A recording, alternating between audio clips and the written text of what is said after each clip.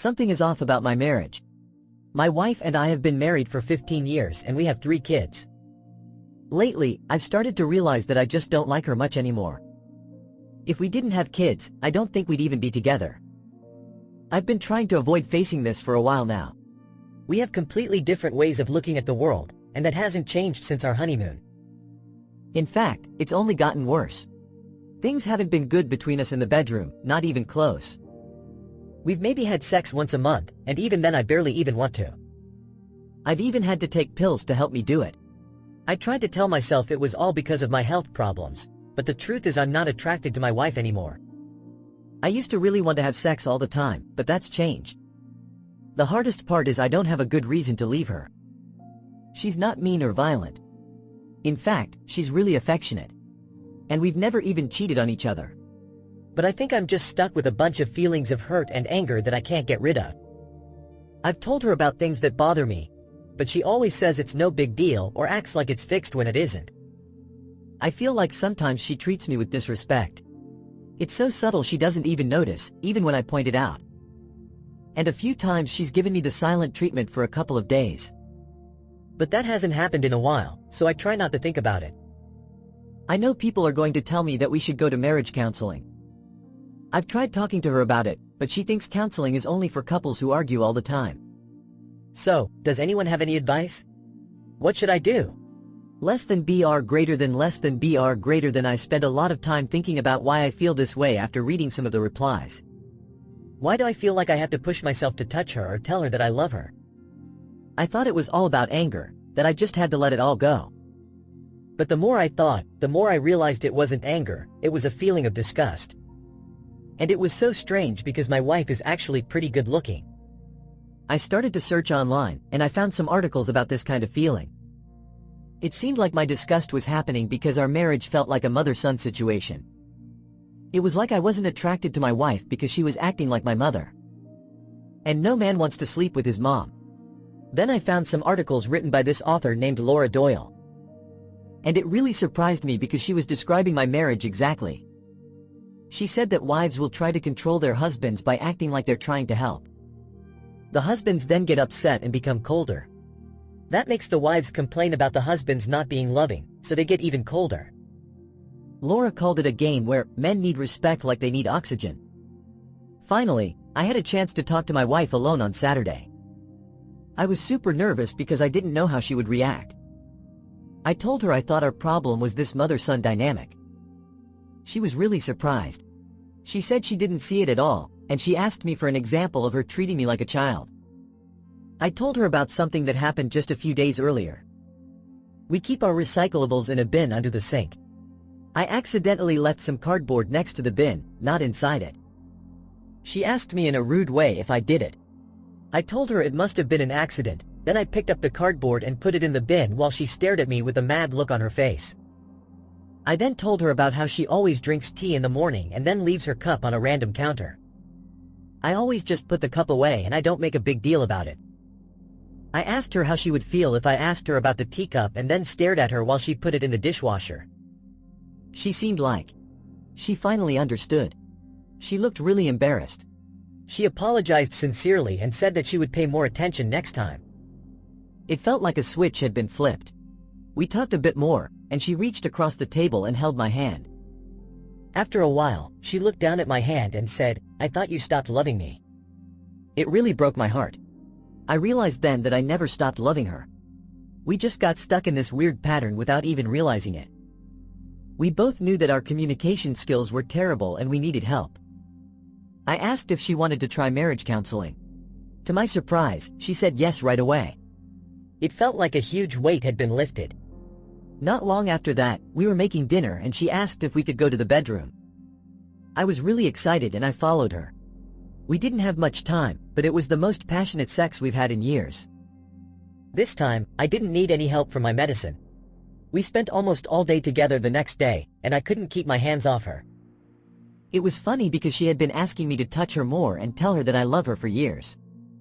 But for the first time, I actually wanted to. We had a really good day. Even this morning, I woke up a few minutes before my wife's alarm. I was excited for her to wake up so we could cuddle in bed for a while. I know we still have work to do. We have to make sure that we don't slip back into our old ways. But for the first time in a long time, I'm excited about my marriage. Next story. My possessive, manipulative mom's fiancé ticked me off so much that I told her to choose him or me in my future unborn baby broth. My mom has always been my go-to person for absolutely everything. Growing up, she wasn't just my mom. She was my confidant, my role model, my very own superhero in a messy bun and yoga pants. When she and my dad went their separate ways a decade ago, 10 years. It feels like just yesterday. It was tough, like someone had taken a snow globe of my world and shaken it until everything was upside down. But Mom, being the amazing woman she is, she pieced our little family back together, creating something even stronger, even more resilient than before. And then, like a villain crashing a perfectly good party, Ryan waltzed into our lives. Imagine a guy who spends more time staring in the mirror than a vampire who just discovered hair gel. That's Ryan. The kind of guy who thinks skinny jeans are peak fashion, even though they've been out of style since, like, the dinosaur age, and seriously, they look so much better on girls.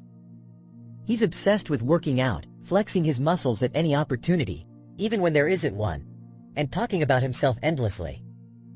I swear, his ego could win awards, it's that massive. From the very first moment I met him, a giant red flag the size of Texas popped up in my brain. There was this slimy, untrustworthy aura around him, like a used car salesman who knows he's trying to sell you a lemon. And did I mention the bragging? Buckle up, because this guy never shuts up about himself. He loves to tell stories about how he got away with everything as a kid, stealing, lying, you name it, as if being a delinquent was some kind of Olympic sport. What made it even worse was that he never showed an ounce of remorse, not even a tiny bit. It was like he was proud of breaking the rules. Honestly, it creeped me out. But the absolute worst part, the thing that made my stomach churn every time I thought about it, was the way Ryan treated my mom. He treated her with this condescending, dismissive attitude, like she was some sort of annoying inconvenience instead of the amazing, intelligent, caring woman who brought me into this world. He yelled at her over the smallest things. I'm talking about leaving a dish by the sink. People put her down constantly and expected her to wait on him hand and foot, like she was his personal servant instead of his partner. This one incident sticks out in my mind like a neon sign flashing, danger, in my brain. My mom had just gotten out of the hospital after a major surgery. She was still recovering, still in pain, still exhausted from the whole ordeal. And did Ryan, her loving boyfriend, offer to make her some soup? Fluff her pillows? Maybe give her a back rub? Nope. Instead, he pressured her into going on this stupid boating trip with his friends, complaining the entire time that she wasn't being fun enough because she couldn't lift heavy things or stay awake past 8 p.m. He acted like she was purposely trying to ruin his good time, and it made me want to throttle him with a life vest. Oh, and did I mention that Ryan has a son? Yeah, a cute little boy about 10 years old from a previous relationship. And honestly, I'm pretty sure that kid is the only reason Ryan has even bothered to stick around. He needed a free babysitter, a maid, a cook. Basically, he wanted to turn my mom into a live-in, unpaid nanny without the benefit of paid vacation or sick leave. My siblings and I, we all saw what was happening. We tried talking to Mom, but it was like trying to convince a cat to take a bath, nearly impossible. She was blinded by this weird mix of love, guilt, and denial, convinced that deep down, Ryan was a good guy who was just misunderstood. It was beyond frustrating to watch the woman I admired most in the world get treated so poorly, especially when it seemed like she didn't even realize how bad it was. Then, a few weeks ago, things took a turn. I'd been staying at my dad's house for a few days, just for a mental break from the tension and negativity that had become a permanent fixture in our house. When I got back, something was different. Mom seemed tense, worried, and she wouldn't make eye contact. We were running errands together, something we used to do all the time when I was little, and as we were standing in the checkout line at the pharmacy, she suddenly grabbed my arm and whispered, "Listen, no matter what happens, just promise me you won't freak out, okay?" Promise me. I immediately felt a lump form in my throat. What was going on? What could be so bad that I wasn't allowed to have even a tiny meltdown? Before I could respond, she pulled something out of her purse and practically shoved it into my hand. It was a pregnancy test. For a moment, I was frozen, like someone had hit the pause button on the world. All I could hear was the sound of my own heartbeat in my ears, and my brain felt like it was filled with cotton candy, sticky, sweet, and utterly useless. On the outside, I maintained my composure, because oldest child, but on the inside, I was screaming.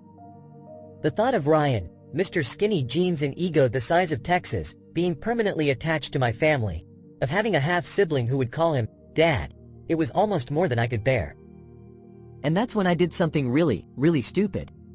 Instead of talking to my mom, instead of trying to understand what she was going through, I panicked. I let my fear, my anger, and my utter loathing for Ryan take control, and I gave her an ultimatum. Me or the baby. Yeah, I know, not my finest hour. As soon as the words left my mouth, I regretted them. My mom's face went white as a sheet, and she looked like I'd just physically punched her in the gut. For the first time in my life, she was utterly speechless. It was terrifying, seeing her so completely blindsided by her own daughter, and I knew I'd messed up big time. She stammered out a few sentences, something about how I could hate Ryan all I wanted. Believe me, I did. But how could I possibly hate an innocent baby? I could feel the guilt gnawing at me, sharp as broken glass. Of course, later that night, when Ryan got home from another grueling 3 hours at the gym, my mom spilled the beans about our little confrontation. Because in our house, gossiping is basically a competitive sport, and I swear, Ryan is the reigning champion. And how did Mr. Sensitive respond? If you guessed that he completely lost his ever-loving mind, congratulations. You win a gold star and the right to be called Nostradamus from now on. Ryan's reaction was about as mature and nuanced as a toddler throwing a temper tantrum. He went from 0 to 60 in about 3 seconds flat, ranting about how ungrateful I was. How dare I disrespect him in his own home? Except it wasn't his home, it was ours. How I was a spoiled, entitled brat who didn't appreciate how lucky I was to have him as a potential stepfather. I wanted to scream, to throw something, preferably at him, to disappear into thin air. Here's the funny thing about reaching your breaking point. Once you're there, it's like nothing really matters anymore. Ryan's tantrum was so over the top, so ridiculously dramatic, that it was almost comical. Instead of yelling back or stomping off to my room in a huff, I just stared at him. And as I looked at his perfectly styled hair and his judgmental little eyes, I realized something. I was done. I was officially 100% done with his drama, his negativity, his overwhelming need to suck the happiness out of every room he entered. The days that followed were rough, to say the least. My mom and I barely spoke, and when we did, it was strained and awkward, like we were strangers who just met at the DMV. But as much as I wanted to retreat into my room and pull the covers over my head until I turned 20, I knew I couldn't just hide. I'd made a mistake, a big one, and it was time to own up to it. I'm not going to lie, it took a lot of courage to approach my mom and try to explain myself. We hadn't really had a real, heart-to-heart conversation since Ryan had become a permanent fixture at our dinner table. But one night, while she was making spaghetti, my favorite, I worked up the courage to join her in the kitchen. We didn't yell or argue, we just talked. Really talked. I told her about the fear, the anxiety, the overwhelming sense of dread I felt whenever Ryan was around, like he was sucking the air out of the room with his overinflated ego. And for the first time, she really listened, like she wasn't just waiting for her turn to speak but truly wanted to understand what I was going through. We still have a lot to figure out. Ryan's not magically going to change overnight, and let's be real, a leopard can't change its spots, no matter how much you wish it would. But for the first time in a long time, I feel hopeful.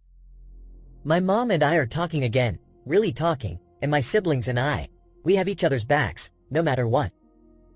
We've made a pact. If things don't improve, if Ryan continues to make our lives a living nightmare, we're all moving in with my dad. Sure, it'll be chaotic and messy, and probably involve a whole lot of pizza for dinner, but at least we'll be together.